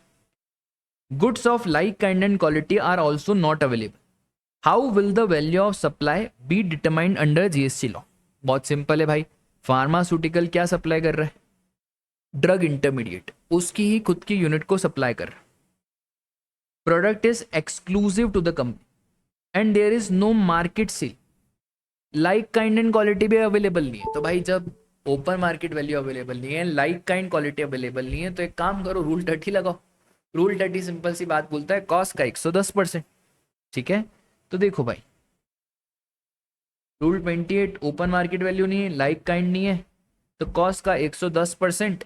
और अगर हमारा recipient unit full ITC के लिए eligible है, तो जो value आपने invoice में डिक्लेयर कर दी बस वही वैल्यू हो जाएगी आपकी ओपन मार्केट वैल्यू. डन. चलो. The supply of commodity by to market are channelled through a state marketing corporation which conducts an auction each day to arrive at the price. Gupta and Company supplies commodity by through state marketing corporation. How will be the supply of Y made by Gupta and Company to state marketing corporation be valued for paying tax? ठीक है. एक commodity है, commodity bye, वो आप बेचते हो किसके through? State marketing corporation, जो ऑक्शन कराती है हर दिन पे. Gupta and company supplies commodity Y through state marketing corporation. How will the supply of Y made to the state marketing corporation be valued for paying tax? भाई ये जो state marketing corporation ये एजेंट है, किसका एजेंट है? ये Gupta and company का। अब एजेंट का वैल्यूएशन होता है आपका रूल 29 के हिसाब से। रूल 29 सिंपल सी बात बोलता है कि आप एक काम करो, या तो आप ओपन मार्केट वैल्यू ले लो, या तो ये जो एजेंट फर्दर बेच रहा है उसका आप 90% ले लो। अगर ये अवेलेबल नहीं है तो कॉस्ट का 110%, और अगर तीनों ही अवेलेबल नहीं है तो फिर रूल 31 बेस्ट जजमेंट असेसमेंट, यही यहाँ पे आंसर दिया है। ठीक है, तो देखो भाई स्टेट मार्केटिंग क्या है? एजेंट है, तो वैल्यू ऑफ सप्लाई रूल 29 के हिसाब से निकलेगा।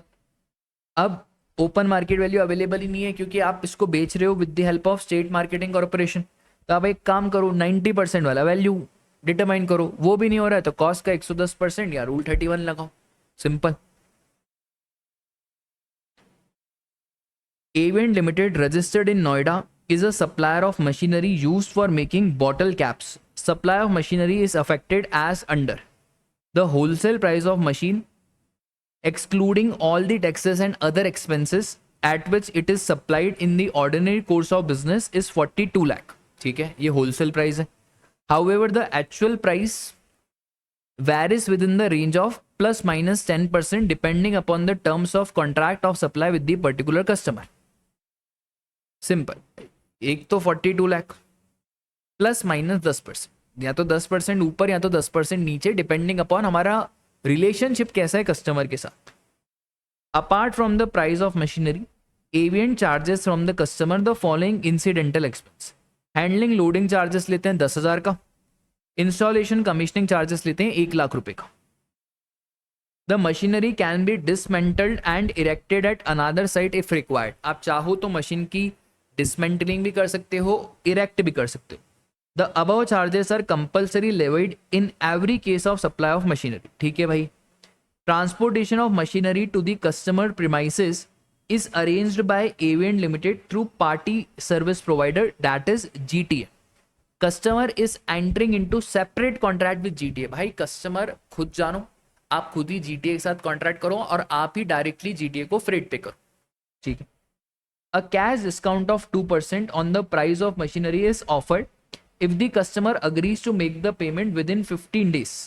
In the event of failure to make the payment, the company, अब कंपनी क्या क्या करती है, या तो डिस्काउंट रिकवर कर लेती है या सिंपल इंटरेस्ट चार्ज करती है 1% पर मंथ और the part of the month. However no interest is charge on the tax due के ऊपर कोई इंटरेस्ट चार्ज नहीं होता। For every machinery supplied, Avient received a price link subsidy of 2 lakh from its holding company diligent limited. काफी अच्छा question है। Avient limited has supplied a machinery to unrelated party. अब question की असली शुरुआत यहीं से, हमने कितने में मशीन दी है? 40 लाख। ठीक है। Invoice was issued on 1 August. The corporate office is Delhi, however machine has been installed in Gurugram.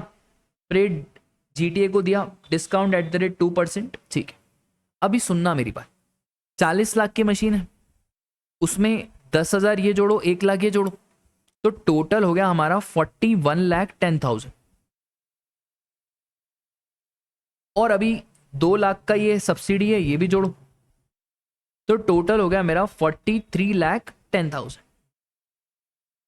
Done. अब समझना, ध्यान से समझना। अब यहां पे देखो ये वाली लाइन आराम से क्या बोल रहा है, हम आपको 2% का कैश डिस्काउंट देंगे at the time of supply if the customer agrees to make the payment within 15 days of the receipt of the machine.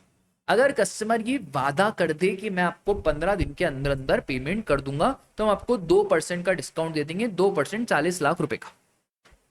अब देखो, अच्छा सर 15 डेज कहां से? जब से मशीन आपके पास आई है। एक बात बताओ, 1 अगस्त, अब मशीन कहां पे इंस्टॉल्ड हुई है? सर इनवॉइस इश्यू हुआ है 1 अगस्त को, मशीन इंस्टॉल हो गई और डिस्काउंट वॉज गिवन, क्योंकि इसने बोल दिया कि भाई पेमेंट दे देंगे, तो 43,10,000 में से 80,000 और माइनस करो, ये आ गया 42,30,000।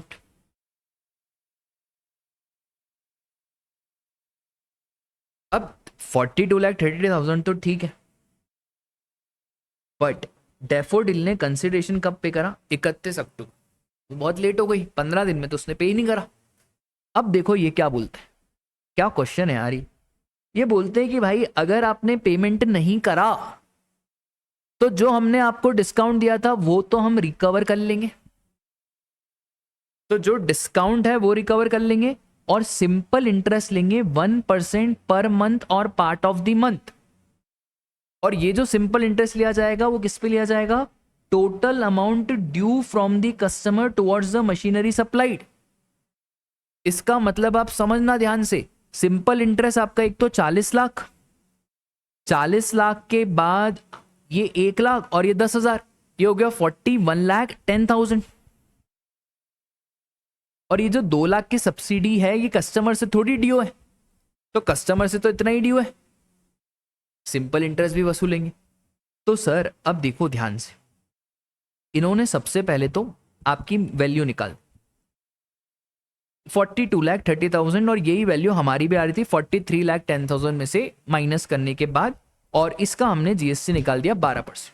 ठीक है, अब ये 12% का रेट है बॉटल कैप का, तो ये आ गया हमारा जीएसटी। अब यहां तक तो कोई दिक्कत ही नहीं। अब ध्यान से समझे सर, अक्टूबर महीने में क्या कारनामे होंगे राजा। अक्टूबर महीने में एक तो मैंने जो इस नालायक को डिस्काउंट दिया है, मैं एक तो वो रिकवर कर लूंगा, कितना 80,000 प्लस। अच्छा इन्होंने बोला है जीएसटी इसके ऊपर नहीं दे रहा सामने वाला, ठीक है, मतलब इसके अंदर जीएसटी शामिल है। फिर हम एक और चीज क्या ले रहे हैं, सिंपल इंटरेस्ट 1% पर मंथ और दी पार्ट ऑफ मंथ। अब इस नालायक ने पेमेंट कब दिया है, 31 अक्टूबर, मतलब अगस्त सितंबर अक्टूबर, मतलब 3 महीने का मैं लूंगा 3% का ब्याज, तो 41,10,000 का कितना परसेंट, 3%, कितना हो गया भाई मेरे 1,23,300। और कैश डिस्काउंट रिकवर्ड कितना हो गया 80,000, और दोनों को अगर मैं टोटल करूंगा तो आएगा 2,03,300। और क्योंकि इंक्लूसिव है यार, इंटरेस्ट तो हमेशा इंक्लूसिव होता है, और कैश डिस्काउंट भी इन्होंने बोल दिया इंक्लूसिव है, तो भाई मैंने को आईजीएसटी कैसे निकालना है, 2,03,300 divide by 112 multiply by 12, that is 21,782। आया समझ में, बस यही तो है और कुछ नहीं है भाई। ठीक है, चलो आगे आओ आगे आओ आगे आओ।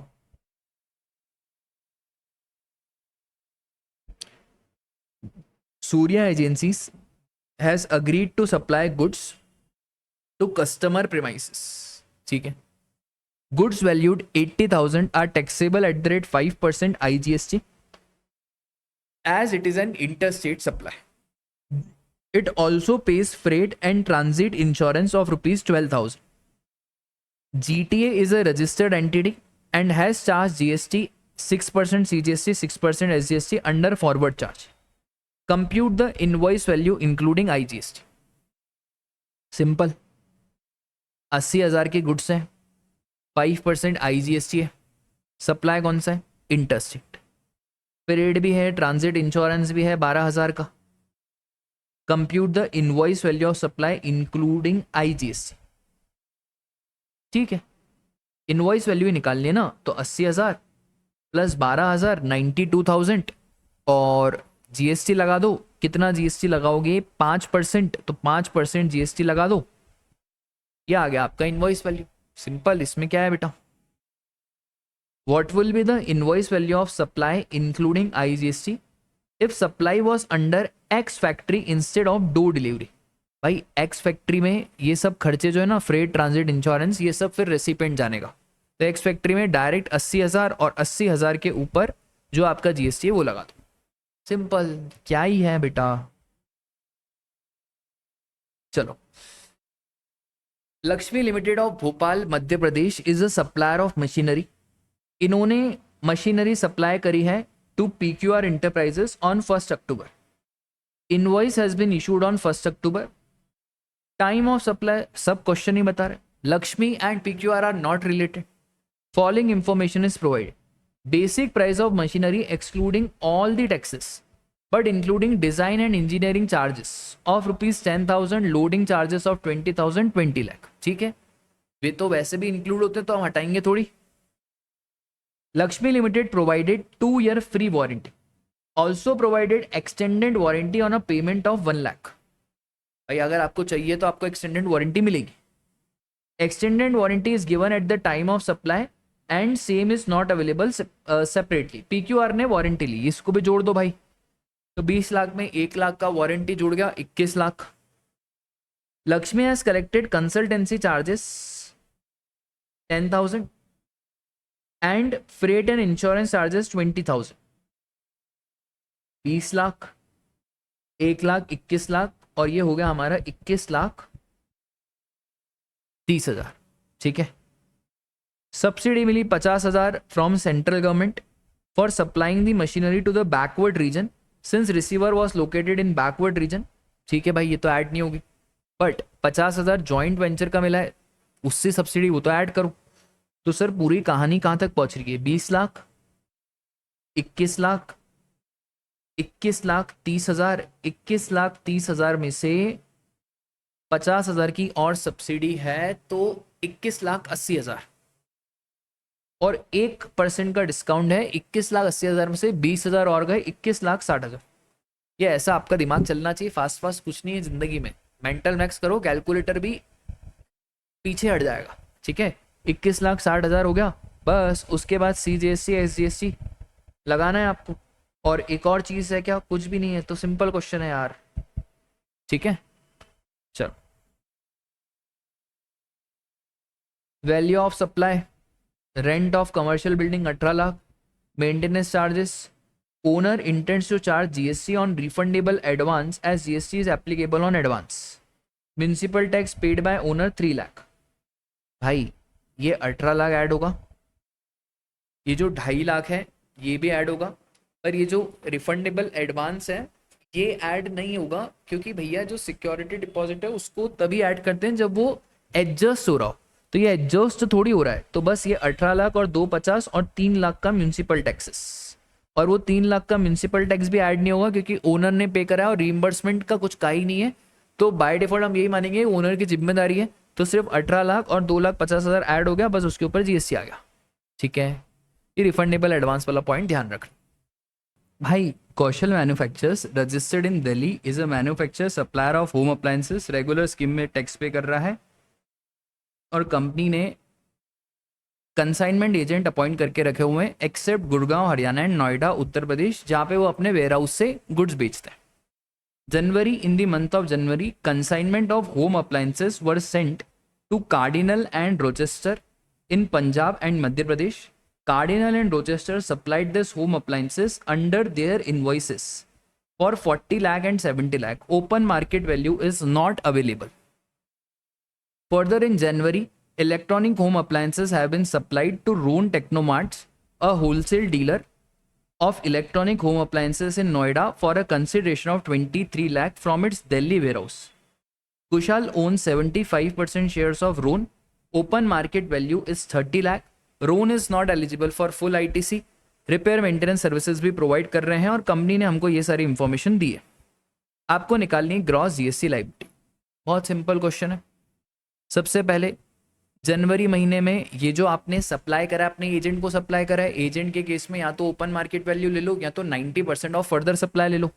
भाई 40 लाख 70 लाख टोटल हो गया 1 करोड़ 10 लाख. अब इस 1 करोड़ 10 लाख का कितना परसेंट राजा? 90%. वो आएगा 99 लाख. 11 9 99. अब लगेगा क्या मेरे भाई? हम दिल्ली में हैं और ये अपनी दूसरी स्टेट्स में, एक पंजाब और एक MP, तो 99 लाख का आप लगाओगे जितना भी परसेंट IGST, तो क्या लगेगा? रेट दिया है क्या?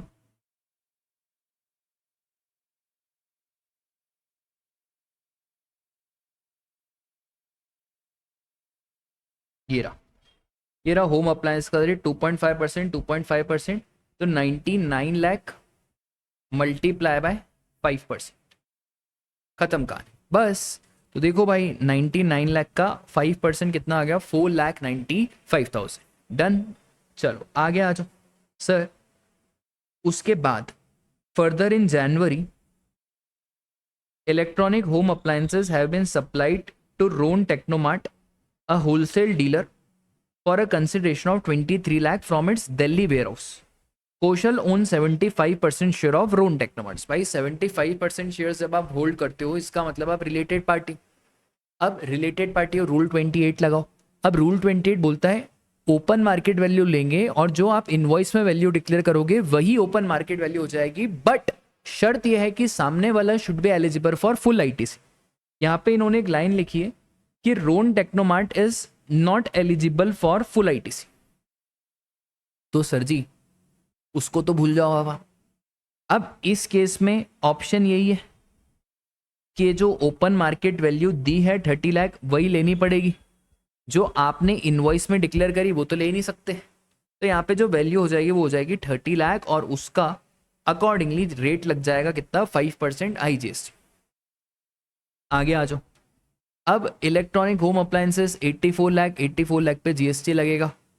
Home appliances supply to anchor under LUT, भाई कंसिडरेशन फॉरेन एक्सचेंज, LUT में बेचा है विदाउट पेमेंट ऑफ टैक्स बेचना हम ऐसा ही मानते हैं, और फॉरेन एक्सचेंज में पैसा आया तो इधर कोई GST की बातें नहीं होगी। रिपेयर मेंटेनेंस सर्विसेज, तो रिपेयर मेंटेनेंस 8,40,000, उसके ऊपर जो स्पेसिफिक GST रेट है वो लगा दो। Advance towards repair and maintenance service, अब ये ध्यान रखना अगर गुड्स का एडवांस मिला है तो उसका time of supply, date of invoice, due date of invoice तब निकलता है, बट अगर सर्विसेज का एडवांस मिला है तो उसका time of supply date of payment पे ही निकल जाता है। तो सर ये एडवांस आया है सर्विसेज में तो इसका टाइम ऑफ सप्लाई अभी आ गया, नो मैटर रिपेयर सर्विसेज बाद में दी, इनवॉइस बाद में, तो इसके ऊपर तो आज ही GST लग जाएगा। और ये एडवांस इलेक्ट्रॉनिक होम अप्लायंसेस पे जो मिला है ना, ये गुड्स का एडवांस है, और जो गुड्स का एडवांस है ना उसमें स्पेसिफिक आपको ध्यान रखना है कि गुड्स के एडवांस में क्या, गुड्स के एडवांस में अभी आपको GST नहीं देना, जब इनवॉइस बनाओ या ड्यू डेट ऑफ इनवॉइस जब रिमूव करो तब उसके हिसाब से GST लगेगा। ठीक है, तो सिंपल तो था यार ये क्वेश्चन, इसमें क्या ही था। ये देखो 84 लाख, ये नील, ये रिपेयर मेंटेनेंस सर्विसेज, ये सर्विसेज का एडवांस, और ये जो गुड्स का एडवांस है वो हो गया हमारा नील। ठीक है, चलो। Power engineering private limited, a registered supplier, is engaged in providing export maintenance and repair services for large power plant that are in the nature of immovable property. The company has its head office at Bangalore, Karnataka, and branch offices in other states. The work is done in the following manner. The company has self-contained mobile workshops which are container trucks fitted out for carrying out the repairs. The trucks are equipped with the items like repair equipments, consumable tools, parts to handle a wide variety of repair work. The truck is sent to the client location for carrying out the repair work. Depending upon the repairs to be done, the equipment, consumable tools, parts are used from the stock of such items carried in the truck. In some cases, a standalone machine is also sent to client's premises. The customer is billed after the completion of repair work depending upon the nature of work. ठीक है sir, कुछ भी नहीं है, normal question है भाई। यहाँ पे ये रिपेयर मेंटेनेंस में इन्वॉल्व है, ट्रक जाती है, ट्रक में रिपेयर मेंटेनेंस का सामान जाता है, क्लाइंट क्या रिपेयर मेंटेनेंस होता है, ट्रक आ जाती है वापस सामान के साथ। ठीक है, बस इतनी सी बात। आपको GST लाइबिलिटी निकालनी। अब सप्लाई चैप्टर में हमने एक सर्कुलर पढ़ा था, वो सर्कुलर सिंपल सी बात बोलता है कि जब भी आप ट्रक भेजते हो और ट्रक के साथ सामान भेजते हो तो भले आप रिलेटेड पार्टीज को भेज रहे हो, पर वो जो आपने इतनी बड़ी ट्रक भेजी उसके ऊपर कोई GST नहीं आएगा, और जो ट्रक में सामान भेजा उसके ऊपर भी GST नहीं आएगा। बट जो आपने रिपेयर मेंटेनेंस की सर्विसेज दी उसके ऊपर तो GST आएगा। अब इन केस अगर सामान वापस नहीं आया, सामान वहीं पे है, वहीं से आप सामान को बेच रहे हो, तो फिर उस केस में वो सामान के ऊपर GST आ जाएगा।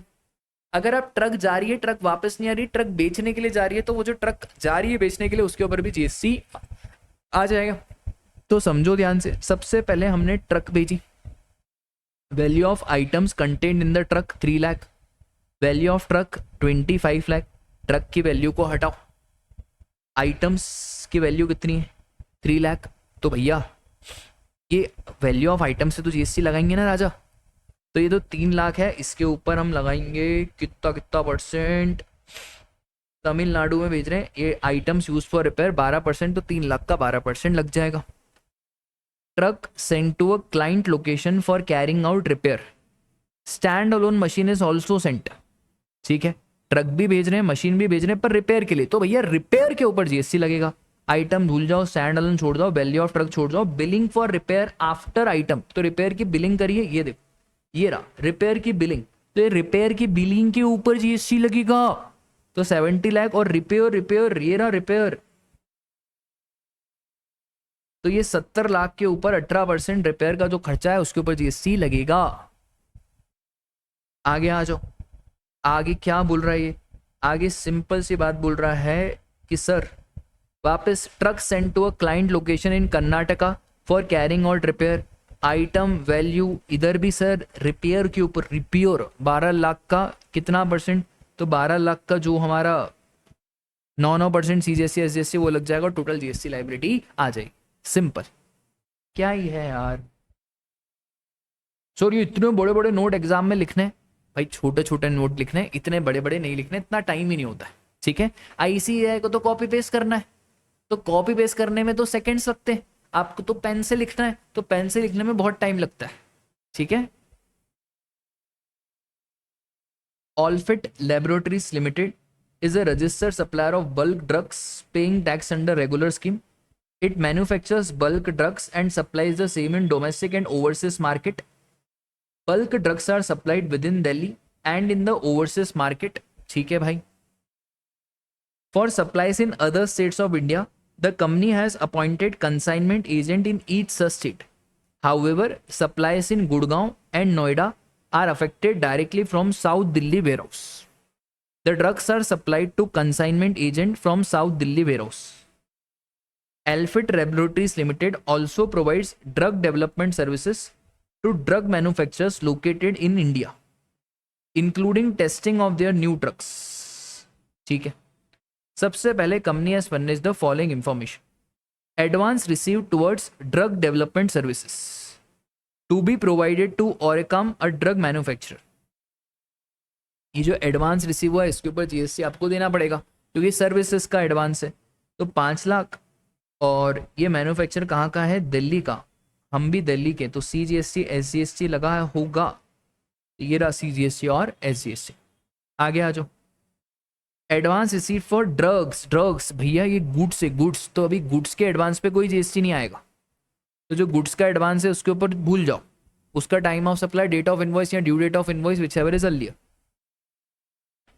Supply of drugs to the wholesale dealer, इसके ऊपर लगाओ भाई 60 लाख का सीजीएसटी एसजीएसटी, कोई दिक्कत की बात नहीं है, तो ये सीजीएसटी एसजीएसटी 2.5% ये लग जाएगा। उसके बाद आ जाओ, bulk drugs supplied to anchor pharmaceutical incorporation USA under bond, consideration received in convertible foreign exchange. भाई जब आपको फॉरेन एक्सचेंज में पैसा मिल रहा है, अंडर एलयूटी है, तो यहाँ पे कोई जीएसटी की बातें नहीं होगी, ठीक है। फिर उसके बाद ड्रग डेवलपमेंट सर्विसेज, ठीक है, इसके ऊपर भी लगाओ जीएसटी 6 लाख के ऊपर, तो ये 90 लाख, और ये drug development services simple question है, इसमें कुछ ऐसा टफ तो लग नहीं रहा है। You are required to determine the GST liability, और एडिशनल इंफॉर्मेशन भी दी है, ठीक है। Consignment of drugs send to cardinal and Rochester, Cardinal and Rochester supplied under their invoice to the medical store for 6 lakh and 50 lakh respectively. भाई वो अपने invoice मतलब सच्चा एजेंट है, प्रिंसिपल एजेंट का रिलेशनशिप है। अब यहाँ पे 90% करना रहता है, तो 60 लाख और 50 लाख इन दोनों का 90% करेंगे और फिर वैल्यू ऑफ सप्लाई निकालेंगे, तो 60 लाख 50 लाख का 90% 99 लाख, उसका फिर 5% जो जीएसटी का रेट है। सिंपल, एक बार प्रोसेस समझ में आ गया फिर बहुत सिंपल है चीजें। Bulk drugs have been supplied to Ron Medicos, a wholesale dealer. अब ये ऐसा सेम क्वेश्चन तो अभी अपन ने करा, 72% शेयर्स होल्ड करता है, 30 लाख का वैल्यू लेंगे, वैसे ही सेम क्वेश्चन यहाँ पे आईटीसी के लिए एलिजिबल नहीं है, इसलिए जो वैल्यू इनवॉइस में डिक्लेयर करा वो नहीं ले सकते, तो 30 लाख का वैल्यू ले लेंगे और बस उसके अकॉर्डिंगली जीएसटी आ जाएगा। आया समझ में? भाई देखो मैं आपको एक चीज़ बताऊं, आप एक एक क्वेश्चन लिख के कर लोगे या जैसे मैं स्टाइल में करा रहा हूँ वैसे कर लोगे तो आपका एम्पल अमाउंट ऑफ टाइम बच जाएगा। ऐसा नहीं है मैं आपको बोल रहा हूँ लिख के करो, भाई लिख के करो पर थोड़ा सा समझदारी से। अब अगर आप एक एक क्वेश्चन लिख के देखोगे ना तो आपका एक चैप्टर एक दिन में होगा, और वो भी बहुत मुश्किल है। आईटीसी जैसे चैप्टर में 100 क्वेश्चन होते, तो क्या 100 क्वेश्चन को लिख के करोगे? आप क्या करो, कैलकुलेटर पे करो और हर 5-10 क्वेश्चन में से एक क्वेश्चन लिख के कर लो। और लिख के भी उस बच्चे को ज्यादा जरूरत है लिख के करने की जिसको राइटिंग प्रैक्टिस में दिक्कत आती है। बाकी तो राजा, जब एग्जाम में हाथ में पेपर आता है ना, तो आदमी हाथ पांव मार के लिख ही लेता है। बट आप बहुत ढीले हो, आपको लगता है हमारी राइटिंग बहुत स्पीड स्लो है, ये है फलाना, तो लिखो भाई। और लिखने से अच्छा तो मैं आपको क्या बोल रहा हूँ, मॉक टेस्ट दो। आप जितने मॉक टेस्ट दोगे ना, उतनी ज्यादा नंबर आपके एग्जाम में आएंगे। आ रही है आपको बात समझ में? बस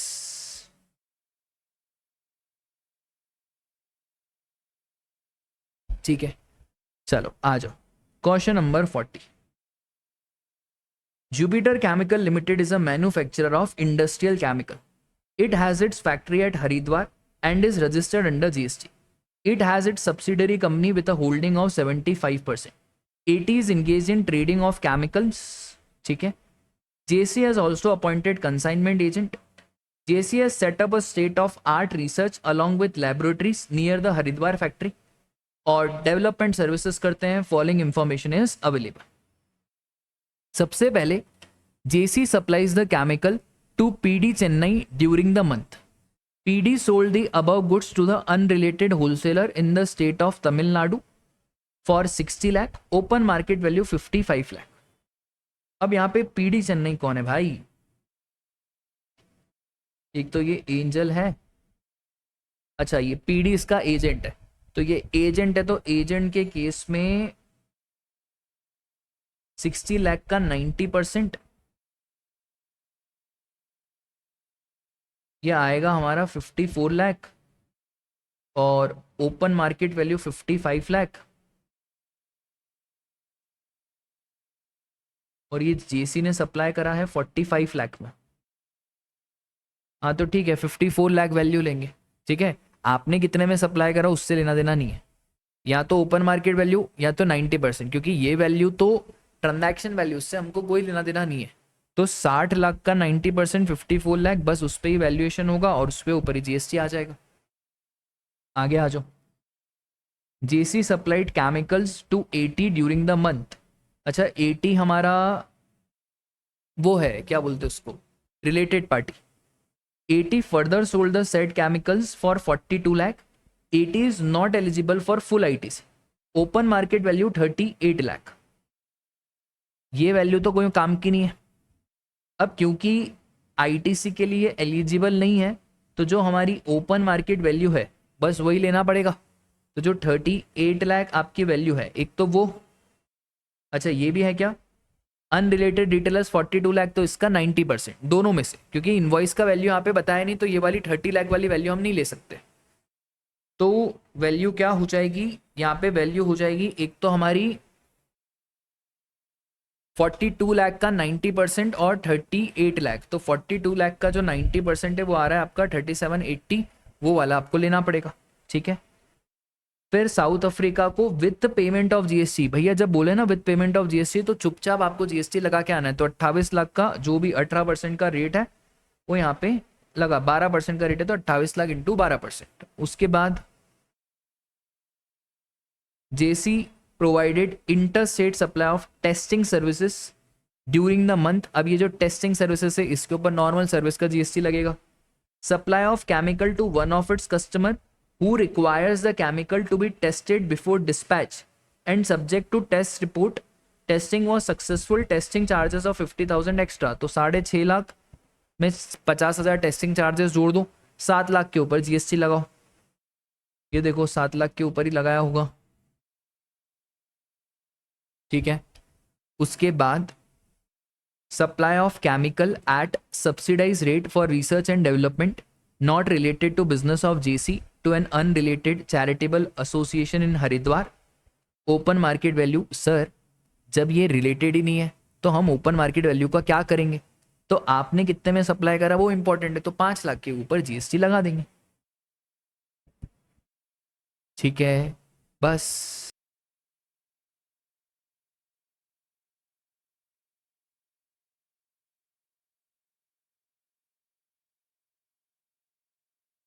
चलो. Super level limited is engaged in manufacturing of taxable electronic goods. इनकी 2 यूनिट है, एक मुंबई में है और एक नागपुर में, दोनों महाराष्ट्र में रजिस्टर्ड है। फिर company has another manufacturing unit in Bangalore जो कर्नाटका में रजिस्टर्ड है। Retail showroom is located in Ahmedabad जो गुजरात में रजिस्टर्ड है। Company has provided the following details: taxable goods Mumbai unit, Nagpur unit, interest, securities, agriculture land, old factory, actionable claim. आपको इन्होंने बोला है एग्जम्प्ट सप्लाई का वैल्यू निकालो by Nagpur and Mumbai unit, ठीक है। और एक और चीज पूछ रहे हैं, will your answer be different if value of exempt supply by Nagpur and Mumbai is to be determined for the apportionment of ITC. ITC का तो नियम ही अलग है, आईटीसी के हिसाब से अलग निकालते हैं। और नॉर्मल तो मेरे भाई जैसे interest received on fix deposit with nationalise bank, एक ये हो गया नॉर्मल। सेल ऑफ सिक्योरिटीज नहीं आएगा, एग्रीकल्चर लैंड भी नहीं आएगा, ओल्ड फैक्ट्री बिल्डिंग भी नहीं आएगा, बस यही आएगा। तो 1,08,000 खत्म हो गई कहानी, ठीक है। बट अब आईटीसी चैप्टर के हिसाब से देखो क्या होता है ना, आईटीसी चैप्टर में जो सिक्योरिटीज का सेल करा उसका 1% आपको लेना पड़ेगा एग्जम्प्ट सप्लाई में। फिर जो एग्रीकल्चर लैंड बेचा उसका स्टाम्प ड्यूटी वैल्यू आपको लेना पड़ेगा एग्जम्प्ट सप्लाई में। फिर जैसे ओल्ड फैक्ट्री बिल्डिंग आपने बेचा उस पर स्टाम्प ड्यूटी वैल्यू आपको लेना पड़ेगा। और फिर एक्शनेबल क्लेम, अब ये एक्शनेबल क्लेम राजा मेरे ये सप्लाई नहीं है तो एग्जम्प्ट सप्लाई का बात ही नहीं उठता। तो बस इसमें आपको थोड़ा सा आईटीसी का नॉलेज होना चाहिए, बाकी कुछ नहीं है। अच्छा, interest received on fix deposit ये एग्जम्प्ट सप्लाई का पार्ट नहीं बनता है for the purpose of ITC chapter. तो ये सिक्योरिटीज का sale, agriculture land, old factory building, बस खत्म कहानी, ठीक है, simple. In the above question all other things remaining same, compute the value of supply made by Bangalore unit as well as value of supply made by Ahmedabad retail showroom with respect to transfer of goods by these unit to Equilibrium sales, Paridhi sales and Dhara enterprises if Super Liver furnishes the following information, ठीक है। Bangalore unit has appointed Equilibrium sale as its sole selling agent। अब देखो अगर soul selling agent है तो वो फिर rule 29 principal agent वाला नहीं लगेगा, रूल 28 लगेगा, क्योंकि सोल सेलिंग एजेंट आपका रिलेटेड पर्सन में आ जाता है। Equilibrium sales sales the electronic goods of Bangalore unit under the invoice issued in its own name, ठीक है। Bangalore unit transferred the goods costing 7,25,000 on 20th October which were sold by Equilibrium sale at 7,65,000. On 20th October, another electronic supplied the goods of like kind and quality। एक तो देखो 7,75,000 open market value और जितने में बेच रहा है उसका 90%, तो 7,65,000 का 90% 6,88,500, तो हम यहाँ पे लेंगे 6,88,500।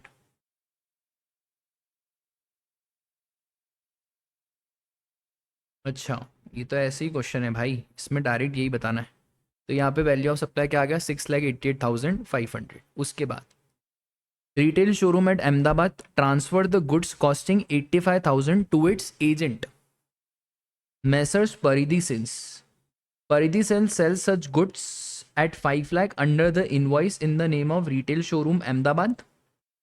अब यहाँ पे देखो भाई, इनवॉइस जो है ना किसके नाम पे बना है, अहमदाबाद के नाम पे बना है।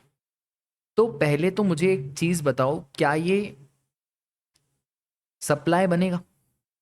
सुनना ध्यान से, रिटेल शोरूम ने गुड्स ट्रांसफर करे हैं टू इट्स एजेंट, परिधि ने ये सेल करे हैं, और इनवॉइस किसके नाम का बना है, रिटेल शोरूम के नाम का। अब जब इनवॉइस प्रिंसिपल के नाम का बना है तो फिर ये एजेंट के रिलेशनशिप में तो आएंगे नहीं, और जब ये एजेंट के रिलेशनशिप में ही नहीं आएंगे तो फिर आप रूल 29 कैसे लगाओगे?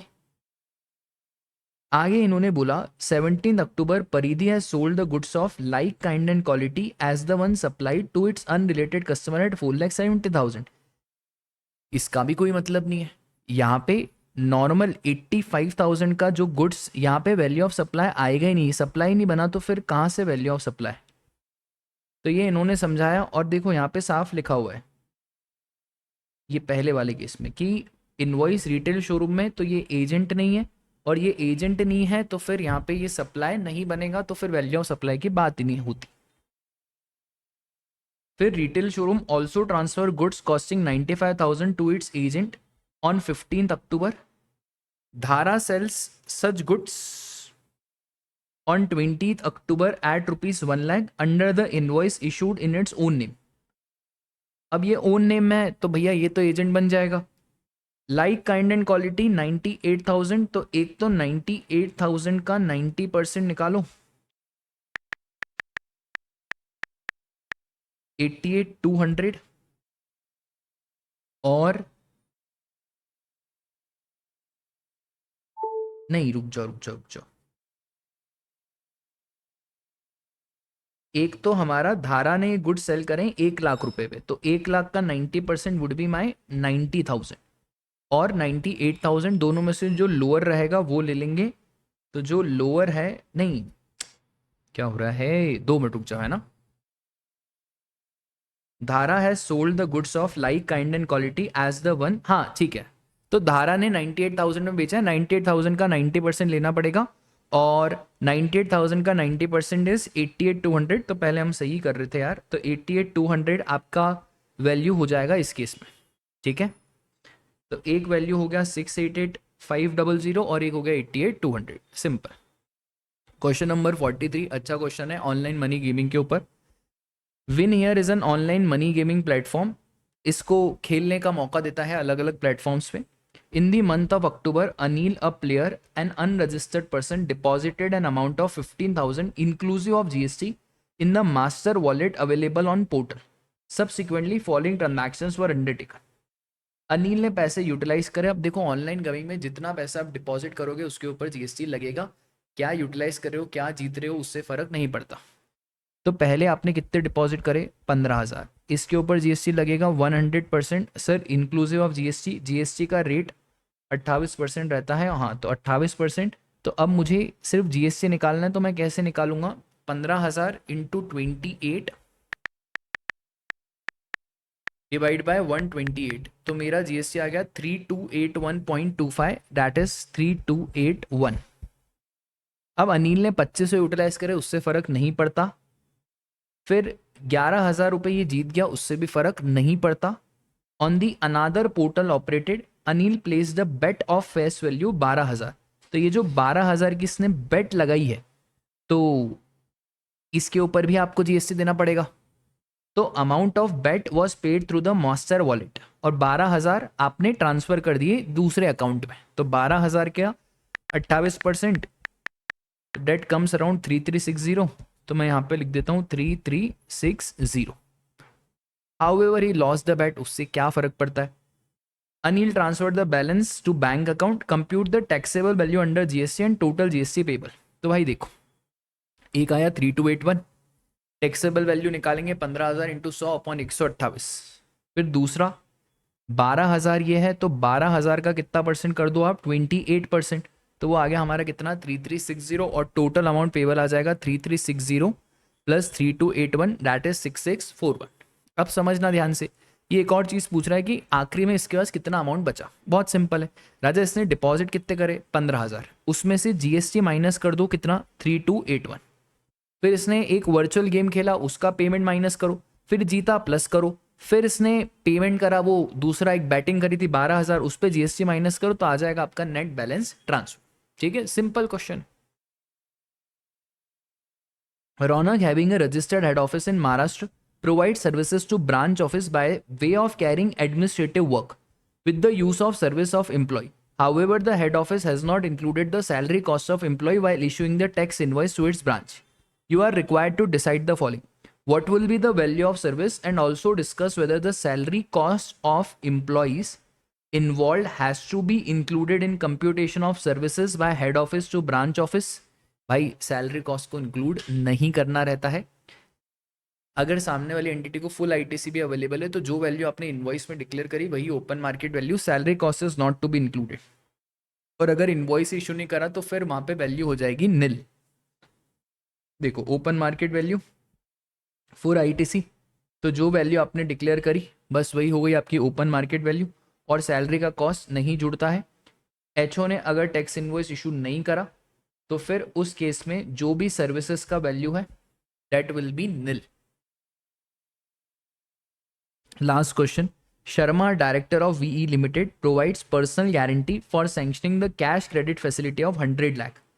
Sharma was not paid any consideration. भाई क्या सप्लाई है? देखो सप्लाई तो है, बट आप आरबीआई के गाइडलाइन के हिसाब से डायरेक्टर को कंपनी एक ढेले का पैसा नहीं दे सकती अगर डायरेक्टर कोई गारंटी प्रोवाइड करे. तो सप्लाई तो है, बट इस केस में जो ओपन मार्केट वैल्यू रहेगा वो निल रहेगा. तो डायरेक्टर कंपनी रिलेटेड पर्सन है तो सप्लाई तो है, बट यहाँ पे कहा है आरबीआई गाइडलाइन के हिसाब से आप कमीशन, ब्रोकरेज या कोई भी दूसरे फॉर्म में डायरेक्टर को एक ढेला नहीं दे सकते हो. तो इधर open market value would be nil. ठीक है, इसी के साथ हमारा वैल्यू ऑफ सप्लाई का चैप्टर खत्म होता है. अच्छा, इस चैप्टर के जो नोट्स है वो हमारे टेलीग्राम चैनल में दिए हुए हैं, तो फटाफट से वो टेलीग्राम चैनल भी आप ज्वाइन कर लें. ठीक है, tata bye bye, take care, जय श्री कृष्णा.